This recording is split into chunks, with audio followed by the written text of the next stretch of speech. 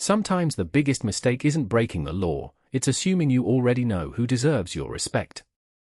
The flashing red and blue lights reflected across the polished black SUV as traffic slowed along Jefferson Avenue in downtown St. Louis on an unusually quiet Thursday morning. Commuters glanced over from neighboring lanes, some curious, others indifferent, as two city patrol cruisers boxed the vehicle against the curb with practiced confidence. Officer Ryan Collins stepped out first, adjusting the radio clip to his shoulder before resting one hand near his duty belt. To him, it looked like another routine traffic stop, another driver who seemed out of place in a neighborhood where he believed every unfamiliar face deserved another question, another look, another delay. Behind the tinted windshield, Marcus Holloway calmly shifted the SUV into park and placed both hands where they could easily be seen. His breathing never changed. His eyes never darted nervously toward the mirrors. Instead, they remained fixed ahead, watching the morning sun stretch across the glass towers downtown while the seconds quietly disappeared. Somewhere else in the city, people were waiting for him. Somewhere else, a carefully coordinated federal operation had already begun moving according to a timetable that allowed no unnecessary interruptions. Yet none of that was visible from the sidewalk. To everyone watching, Marcus looked like nothing more than another well-dressed black man driving an expensive government-issued SUV through the city. Officer Derek Shaw approached from the passenger side while Collins stopped beside the driver's window, signaling for it to come down. Marcus lowered the glass without hesitation. "Morning, sir," Collins said, his voice carrying the kind of confidence that left little room for discussion. "License and registration." Marcus nodded politely and reached slowly toward the center console exactly as instructed, careful not to make any movement that could be misunderstood. He handed over his driver's license along with the vehicle paperwork and returned both hands to the steering wheel.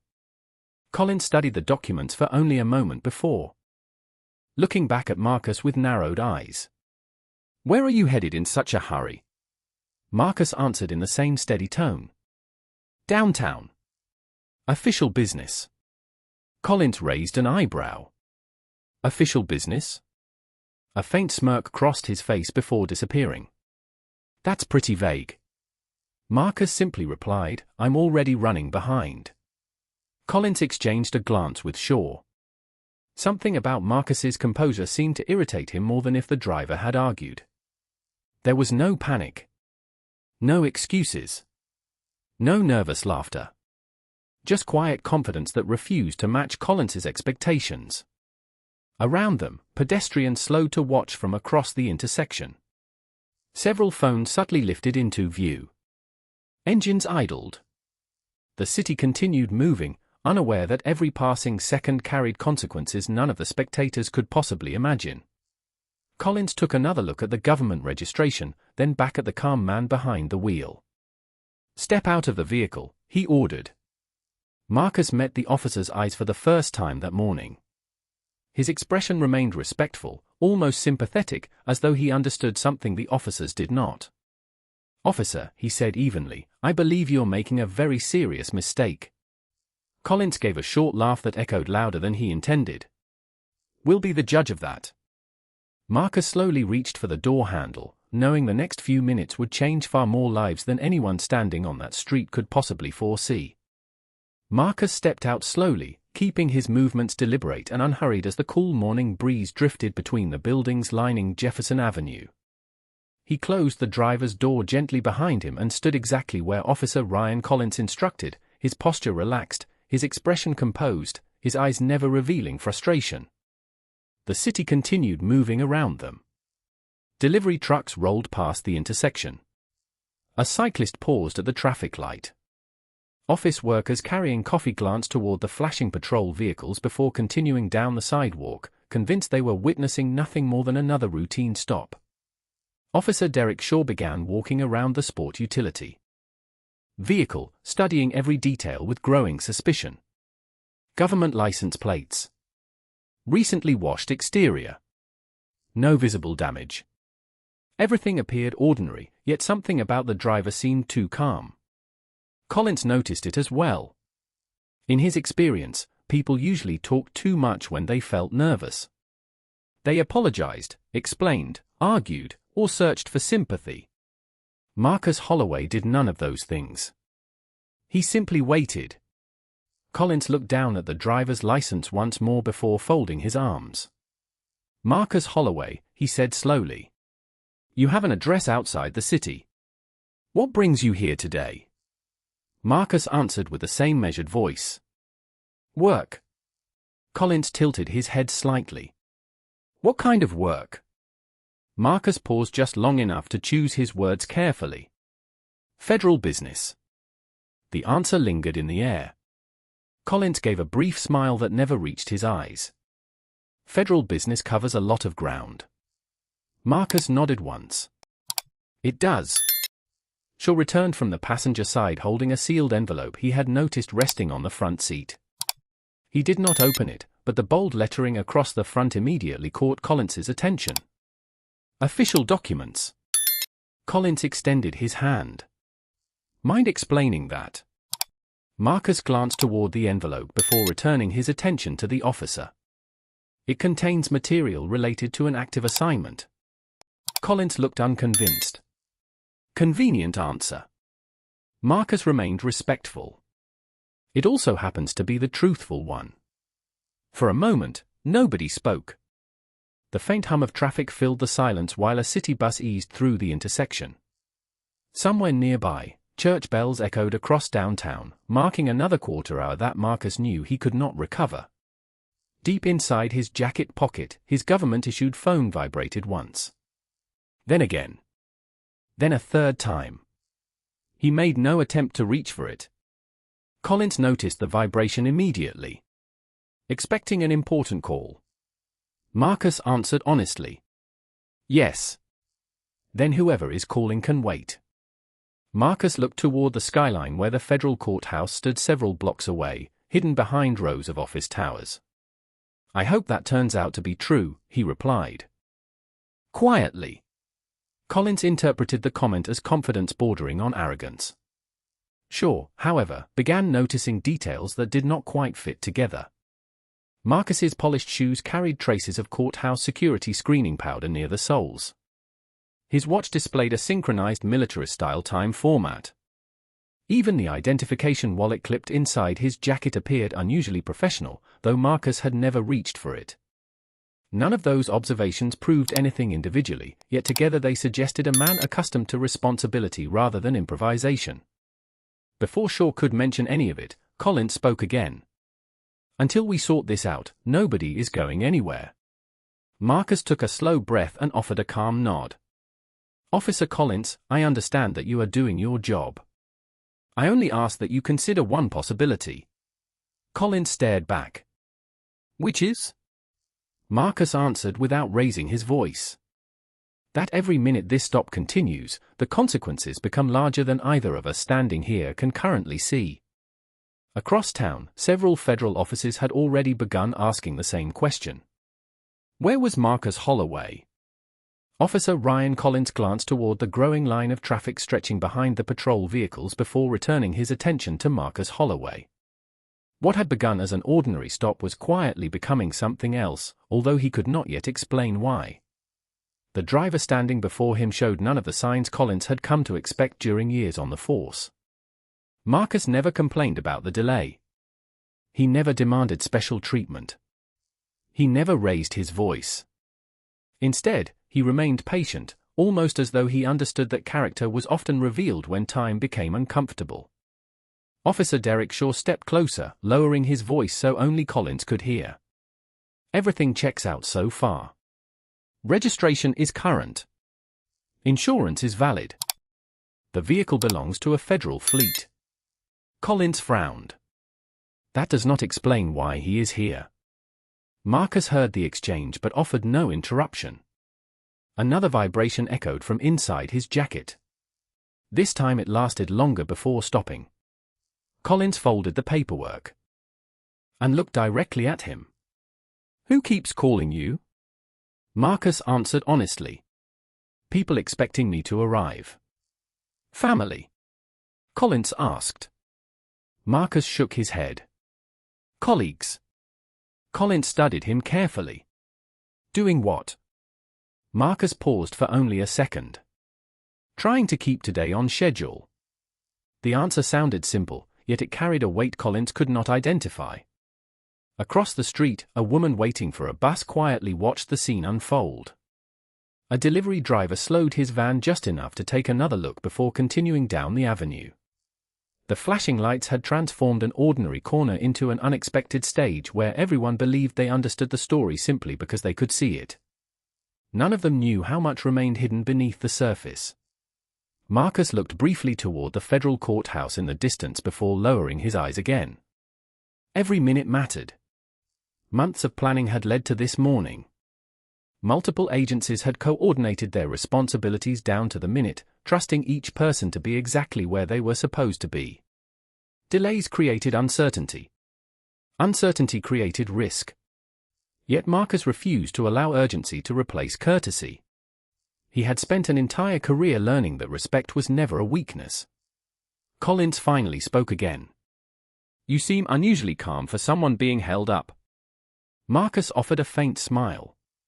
"Remaining calm has solved more problems than losing my temper ever could." Shaw noticed something else resting on the dashboard. It was not a weapon or anything suspicious.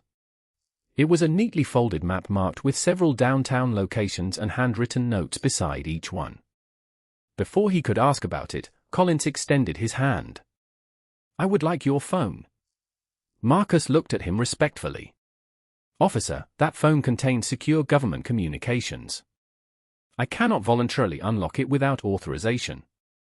Collins crossed his arms. "Convenient answer again." Marcus gently shook his head. "No, sir. Just an honest one." Silence settled between them once more. Even Collins began sensing that every response Marcus gave remained perfectly consistent.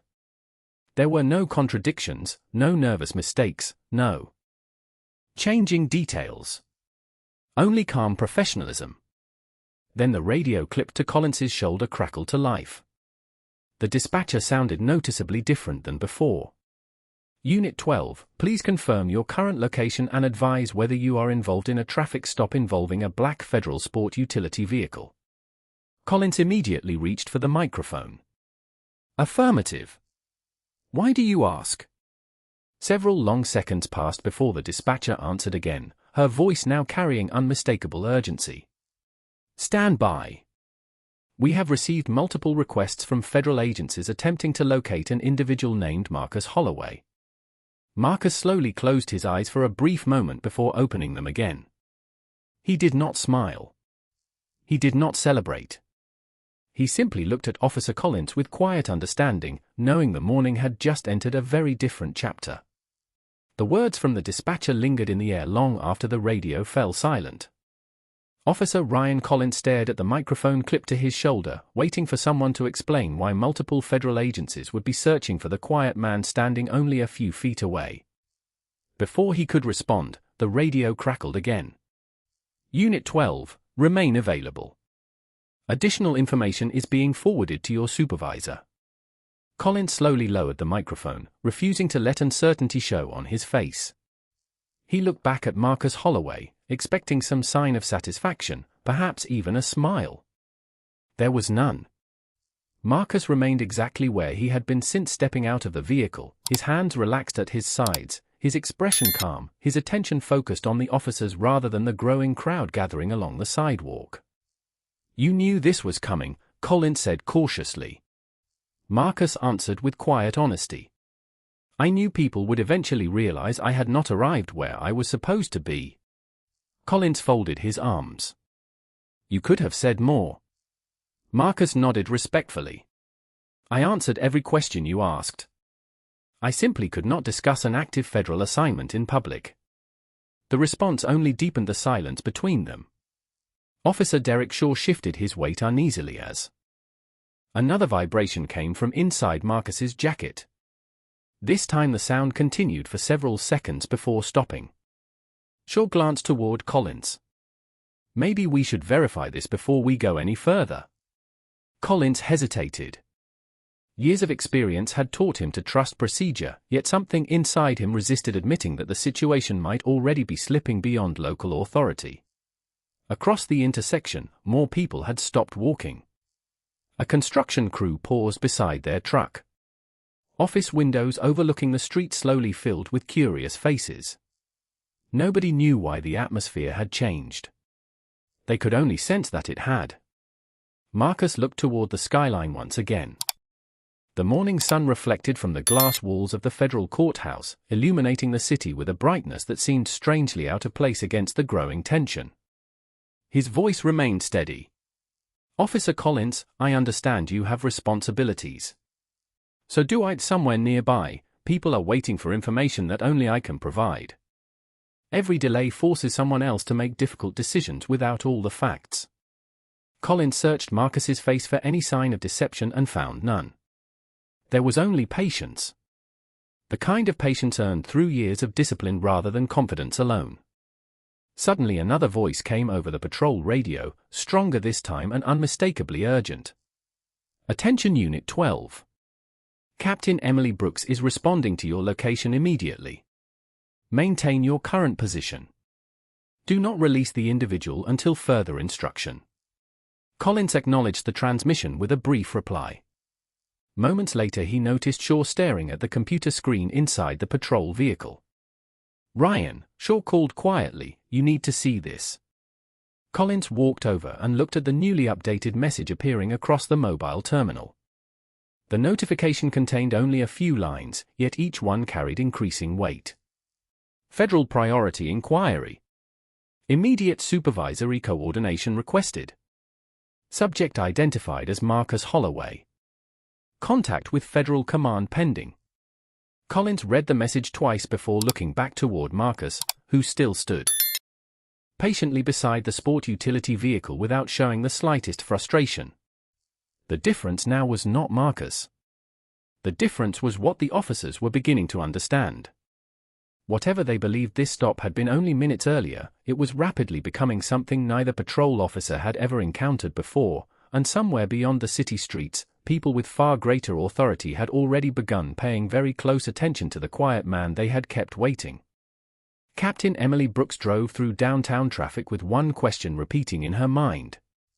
Why would several federal agencies contact city dispatch over a routine traffic stop? Her patrol vehicle turned onto Jefferson Avenue just as another message reached her onboard computer. Priority notification. Federal coordination requested. Immediate response recommended. She had served in law enforcement long enough to recognize the language. Agencies did not use those words unless something important had already begun unfolding somewhere beyond local jurisdiction. Back on the sidewalk, Officer Ryan Collins remained determined to keep control of the situation even as uncertainty settled over everyone present. The growing crowd watched quietly from a respectful distance, sensing the atmosphere had changed without understanding why. Marcus Holloway continued standing exactly where he had been asked, neither impatient nor confrontational. His government phone vibrated once again inside his jacket before finally falling silent. This time it stayed silent long enough for Marcus to notice something that concerned him even more than the delay itself. They had stopped calling. That meant the people waiting for him had likely moved on to contingency plans. Months of preparation were now being adjusted because one person had failed to arrive at the appointed time. Marcus lowered his eyes for a brief moment, not because he feared for himself, but because he understood how many careful decisions were now being rewritten without his presence. Officer Derek Shaw quietly approached Collins once more. "Ryan, I have been thinking about something. He has never argued with us. He has never changed his story. Every answer has matched the paperwork." Collins remained focused on Marcus. "That does not mean we ignore procedure." Shaw nodded. "No, but procedure also means recognizing when something no longer belongs at our level." Before Collins could answer, Captain Emily Brooks stepped out of her vehicle and walked toward them with measured confidence. She acknowledged both officers before turning to Marcus. For only a second she studied the composed man standing beside the sport utility vehicle. His posture immediately caught her attention. Years of command experience had taught her to recognize disciplined professionals. Marcus stood with quiet confidence, never attempting to appear important, yet never appearing intimidated either. Brooks looked back toward Collins. "Bring me up to speed." Collins explained everything from the initial stop to the federal notifications. He emphasized that Marcus had repeatedly claimed to be traveling on official federal business but had refused to discuss details publicly. Brooks listened without interrupting. When Collins finished, she turned to Marcus. "Sir, I am Captain Emily Brooks with the City Police Department. I appreciate your patience this morning." Marcus nodded respectfully. "Thank you, Captain." Brooks noticed immediately that he addressed her with calm professionalism rather than relief. It was the response of someone accustomed to working alongside many agencies instead of against them. "Mr. Holloway," she continued, "I understand you stated you were traveling for federal business. Is there anything you are authorized to tell me that might help us understand what is happening?" Marcus considered the question carefully. "Captain, I cannot discuss the assignment itself. However, I can tell you this.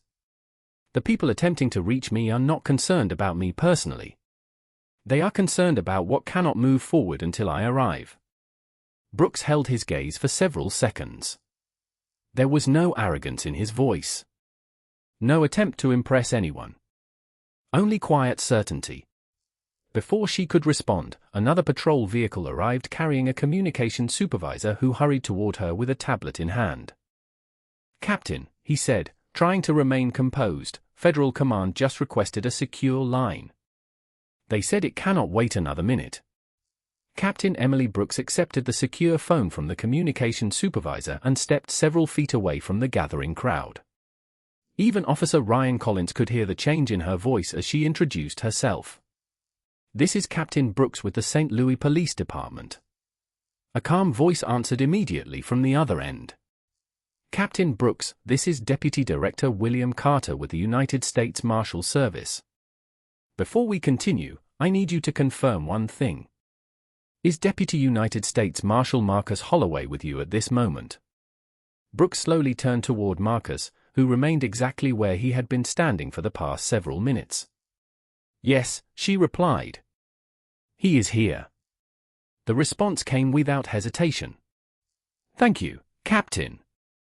Marshal Holloway is the lead federal coordinator assigned to a time-sensitive interagency operation that has been planned for months. We have been attempting to locate him for nearly 30 minutes. Multiple agencies have delayed critical actions because he has not arrived at the command location. Brooks felt her heartbeat quicken. "Is he under any restrictions that I should be aware of?" "Only one," Carter answered. "He needs to continue his assignment immediately. Marshal Holloway has followed every required protocol. We appreciate your cooperation in resolving this situation." Brooks thanked him and ended the call, but she remained still for several seconds. Around her, downtown traffic continued flowing as though nothing extraordinary had happened. Yet the meaning of the morning had changed completely. She walked back toward Collins and Shaw, both officers searching her face for answers before she even spoke. "Ryan," she said quietly, "this is no longer a routine traffic stop." Collins waited. Brooks continued. "Mr. Holloway is exactly who he said he was. He is a Deputy United States Marshal assigned to a federal operation involving multiple agencies. His delay has already affected people across several departments." Collins looked toward Marcus, who neither interrupted nor displayed any sign of triumph. The realization settled heavily. Every answer Marcus had given had been truthful. Every warning had been respectful.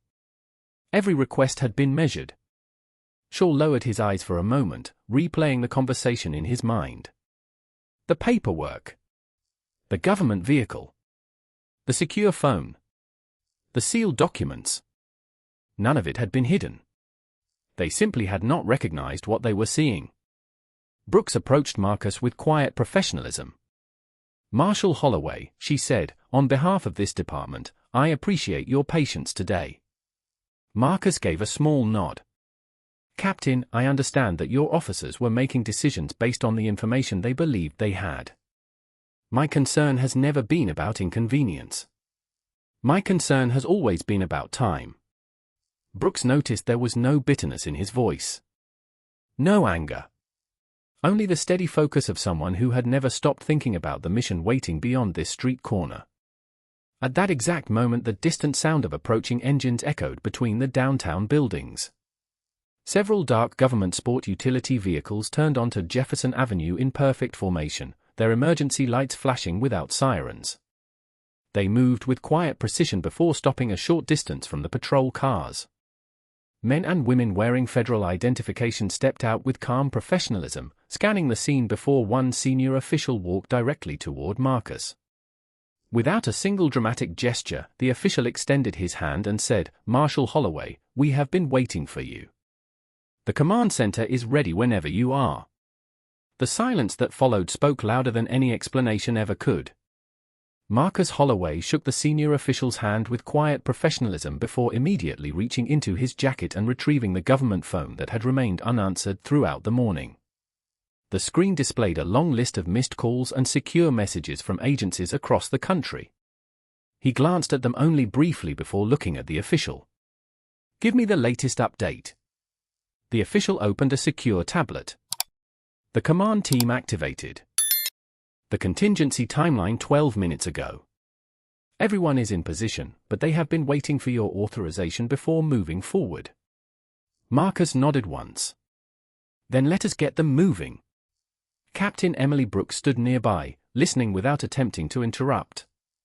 She realized that every minute Marcus had spent patiently cooperating with local officers had been another minute dozens of federal professionals had remained on standby, trusting that he would eventually arrive. There was no panic in the voices around him. No frustration. Only disciplined coordination built on preparation and mutual respect. Officer Ryan Collins watched in complete silence. For the first time since beginning the traffic stop, he understood that Marcus had never been trying to prove his importance. In fact, Marcus had done everything possible to avoid discussing his position in public. Every warning had been offered politely. Every answer had been truthful. Collins replayed the entire conversation in his mind, remembering the moment Marcus quietly said that the consequences were becoming larger than either of them could see. At the time it had sounded like confidence. Now it sounded like simple fact. Deputy Director William Carter stepped forward and greeted Captain Brooks with a respectful handshake. "Captain, thank you for helping us resolve this situation. We understand your officers were acting within the information available to them." Brooks nodded. "I appreciate you saying that. We will be reviewing everything that happened here." Carter smiled slightly. "Professional organizations grow by learning. That is why we are here." Marcus turned toward Collins and Shaw before preparing to leave. Both officers instinctively straightened their posture. Collins spoke first. "Marshal Holloway, I owe you an apology. I made assumptions before I understood the full picture." Marcus looked at him calmly. "Officer Collins, every encounter is an opportunity to learn something new. Titles, uniforms, and appearances only tell part of the story. Character tells the rest." Those words settled heavily over everyone standing on the sidewalk. Marcus never raised his voice. He never attempted to embarrass anyone. Instead, he offered the kind of dignity that often leaves a stronger impression than anger ever could. Shaw stepped forward next. "Thank you for remaining patient with us." Marcus offered a small smile. Patience is easier when everyone remembers that respect works both ways. Around them, the spectators who had gathered throughout the morning slowly began dispersing. Many had expected shouting, conflict, or dramatic confrontation. Instead, they witnessed something far less common and perhaps far more powerful. They watched misunderstanding give way to truth. They watched professionalism replace assumption. They watched quiet integrity reshape an entire conversation without a single harsh word. Marcus entered one of the waiting federal vehicles while several officials climbed into the others. The convoy prepared to depart with the same disciplined precision that had brought them there. As the lead vehicle pulled away from the curb, Captain Brooks remained standing beside her officers, watching the procession disappear into the downtown traffic. None of them spoke for several moments because they all understood the same lesson had arrived before any report would ever be written. Sometimes the greatest authority is not revealed by announcing who you are. Sometimes it is revealed by how calmly you treat people who have not yet discovered the truth. By the time the federal convoy disappeared into the morning traffic, Jefferson Avenue had returned to its usual rhythm, yet for the officers who remained behind, nothing felt ordinary anymore. Captain Emily Brooks looked at Officer Ryan Collins and Officer Derek Shaw before asking them to return to the station with her. No one argued. No one searched for excuses. The drive back was unusually quiet, each passing mile giving everyone more time to replay the events of the morning. Inside the briefing room, Brooks placed the incident reports on the conference table without saying a word.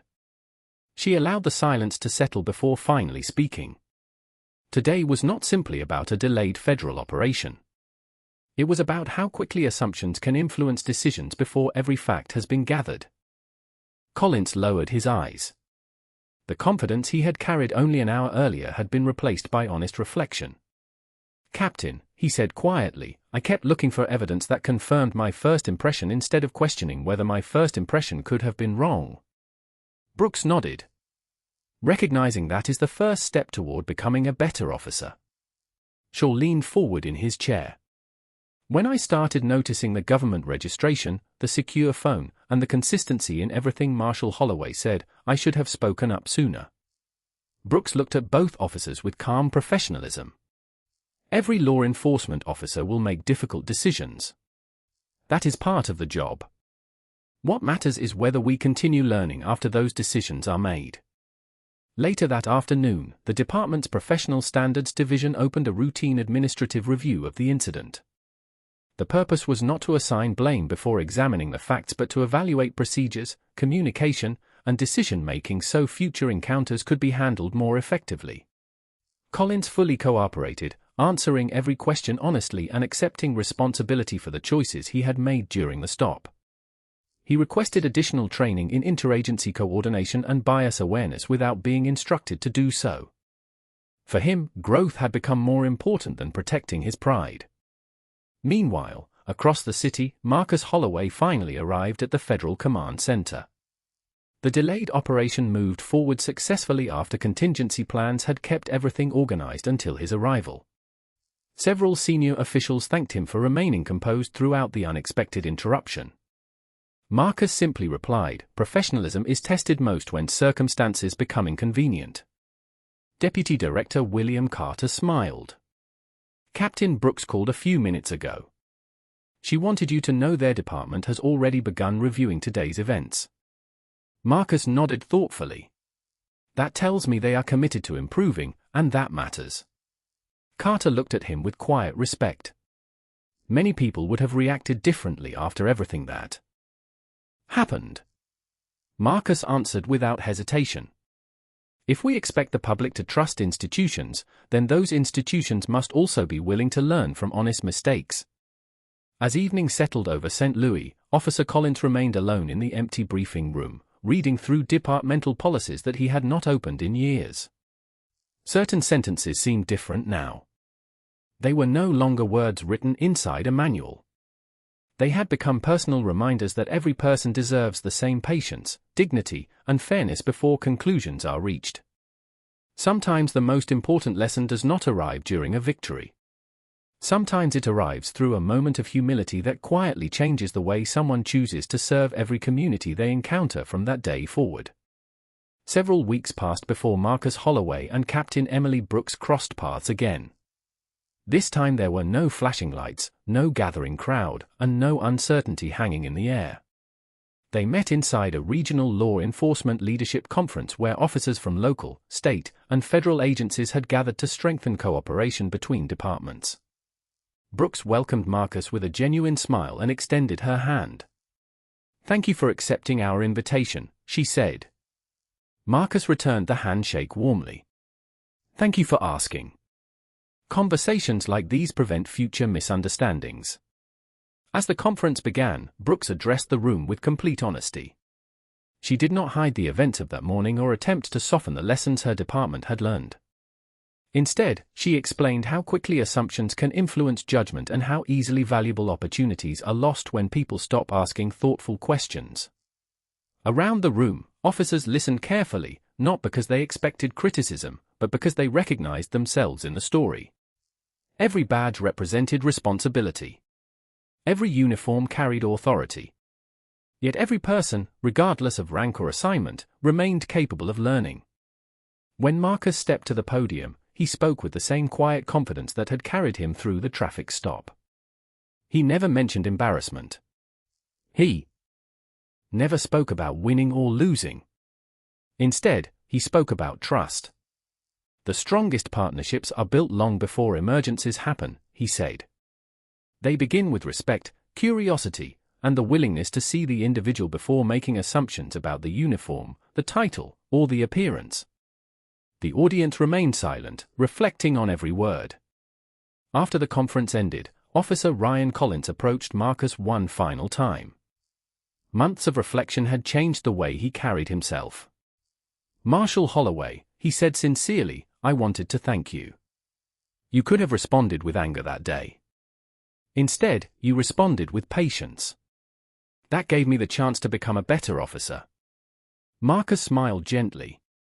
Real growth begins the moment we care more about improving than protecting our pride. Collins nodded. "I remind myself of that every shift." As they walked toward the parking lot, the afternoon sun stretched across the pavement much like it had on the morning their paths first crossed. The difference was not the weather. The difference was perspective. The same city streets now carried a lesson that could never be measured by reports, policies, or official statements alone. It lived inside every decision made after that day. It appeared each time an officer chose to listen before assuming, each time a difficult conversation replaced a quick conclusion, and each time professionalism became stronger than prejudice. Marcus entered his government vehicle and quietly drove away toward another assignment, knowing there would always be more work to do and more people to serve. Behind him, Captain Brooks watched the vehicle disappear into the flow of traffic before turning back toward her own department with renewed purpose. Leadership, she realized, was not about pretending mistakes never happened. It was about ensuring they became the foundation for something better. And perhaps that was the most enduring form of justice of all, because the true measure of authority is never the badge someone wears or the position they hold. It is the respect they show to every person they meet before they know a single thing about them. Sometimes the law speaks through statutes. Sometimes it speaks through courtrooms. But its strongest voice will always be the simple choice to treat every human being with equal dignity before judgment is ever made.